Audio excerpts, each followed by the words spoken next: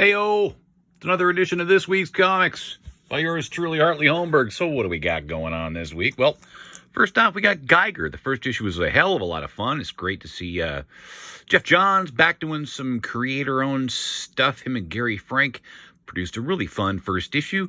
I was, for whatever reason, not expecting it to be so kind of superhero-y in feel. It's a lot of fun. It's a post-apocalyptic world that's gone to shit in a handbasket because of nuclear bombs, and Geiger is the hero of the story who's protecting his family that may or may not be there. It was a really lot of fun, some great art, and I can't wait to read issue number 2. Next up we got here, Batman, Dark Detective. I love the first issue of this. Tom Taylor is fantastic. It's great seeing Kubert doing some great stuff for DC. I got nothing but great things to say about this. It's kind of funky that it seems to take place in maybe a slightly alternative future of the DC universe, that it's not modern day stuff and not in continuity. But, hey, who cares? It's a great story. Next up, we got Wonder Woman. I've been enjoying the hell out of the Wonder Woman current creative team ever since Metal. She's missing from the DC universe, and she has shown up in a Ragnarok-style setting of eternal war. She doesn't really know who she is.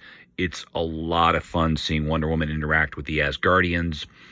I'm not crazy about the backup. The backup tale I'm finding really forgettable. I can't even remember if I read the last backup tale or not. The one thing I did like about it, though, is that they're using the character Jumpa, Wonder Woman's kangaroo animal sidekick from way back in the day. I didn't even realize that Jumpa was a thing until one of my daughter's kitty books had this kangaroo sidekick for Wonder Woman, and I just thought, well, you gave all the rest of them cool sidekicks, but you just make up some stupid kangaroo for Wonder Woman. Turns out it's a thing. Yeah, Jumpa. Who knew? Well, Wonder Woman fans, I guess. Which I'm a fan of Wonder Woman. I just didn't understand that deep dive. Superman's next up here. I wasn't crazy about the first story arc with the current creative team. I thought that Phil Hester's artwork was a little lackluster, but since that point, it's been really fun. I guess it was just all the big setup for what's going on now. Superman's powers are waning a bit. He was exposed to these aliens that, for whatever reason, affected him in a really negative way, and they're setting up John becoming the next Superman. I'm not crazy about how fast they've aged John. I'm not crazy about the idea of John being Superman, but they're fun stories, and, I'm enjoying them. I just don't want to see yet again Superman put in the sidelines because, the Big Blue Boy Scout's my favorite, man. Although I'm looking forward immensely to Superman and the Authority. Next up, we got the DC Festival of Asians book.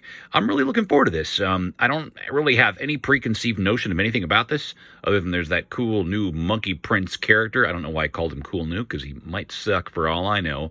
But I will say this about the DC Festival of Heroes, of Asian superhero celebration issue here, that if you think it's racist for Asian people to write stories about Asian people, then don't watch my show. Yeah, maybe you should just go fuck yourself, because you don't understand what fucking racism is, you tools. And yes, I'm responding to some comic artist schlub. Next we got Batman, Urban Legends here. I'm enjoying the heck out of this title, man. I don't know why I just said heck after I just swore like crazy. Gosh golly, I enjoy the heck out of this book. But yeah, man, I'm enjoying the hell out of this anthology. I'm really loving the DC anthologies right now. You're getting a lot of great bang for your buck. The main story is Red Hood. Then you've got Batman and the Outsiders. Batman's not really a part of it.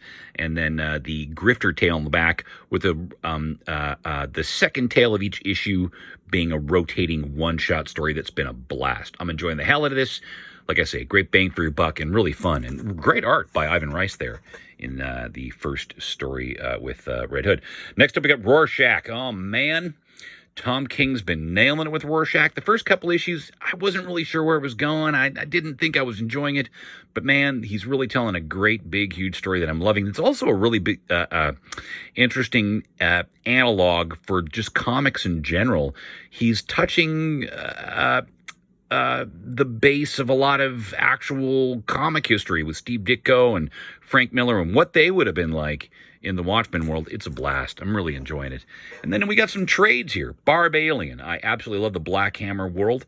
I get all my Black Hammer stuff in trade, as many do, and I can't wait to read this. Barb Alien is essentially a Martian Manhunter analog, but if Martian Manhunter was gay.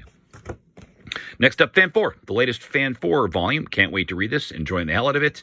I got nothing more to say other than that. I've been just enjoying the hell out of this run by Dan Slott. I think this is the first thing that Slott's really nailed since his brilliant run on Spider-Man. And if you didn't like his run on Spider-Man, well, sorry, I thought it was brilliant.